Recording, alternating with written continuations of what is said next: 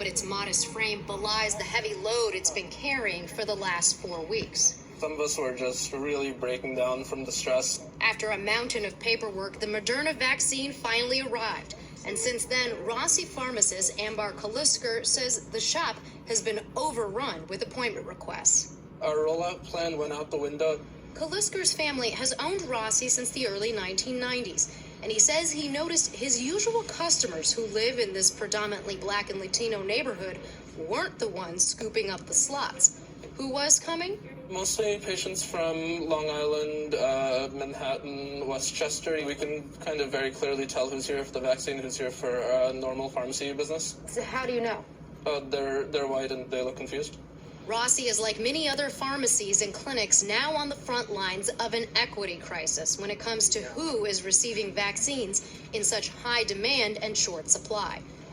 In New York City, critical data is missing on a little over 300,000 people who've received one dose of a vaccine but have no reported race or ethnicity. And in the available data, the racial disparities are staggering. Out of roughly 300,000 residents who've received at least one dose so far, 46% were white, whereas only 12% were Black, even though Black people make up nearly a quarter of the city's population. And nationwide, the CDC says Black and Hispanic people are almost 3 times more likely to die of COVID-19 than white people. So how is it that nearly 2 months into the city's vaccination effort, the people who face some of the greatest risks from COVID are still largely left behind when it comes to getting a shot? There is some hesitancy, but I think beyond that, it is concrete access. Public health experts and advocates like Ivalee Zandino say the first problem is the way most appointments are booked online. The challenges are for folks maybe who don't have access to a computer, who don't speak a language. It's really challenging to find this place, do all the things that I talked about, sign up, and get here.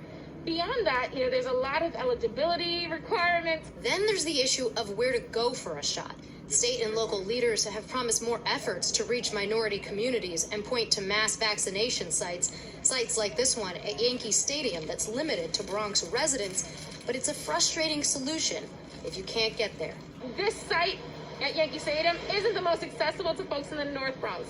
Beyond that, right, the taking off of work, coming in during the middle of the day, that's not, child care. We're asking people to come to a center and get what they need instead of meeting them where they are. Governor Andrew Cuomo announced just yesterday 2 new sites coming online, one in Queens, one in Brooklyn, that are supposed to serve up to 3,000 people a day, which would be a huge improvement. The Biden administration, of course, also announcing that vaccines will be shipped directly to some community clinics. But the question here, again, Jim and Poppy, is how do you make sure that residents who don't live in the communities that have been hardest hit, coming in, taking in all of the available appointments? Back to you guys. I mean, it's completely unethical. I'm so glad you're doing this reporting, Laura. I know you have more of it to come. Thank you very much. Thanks.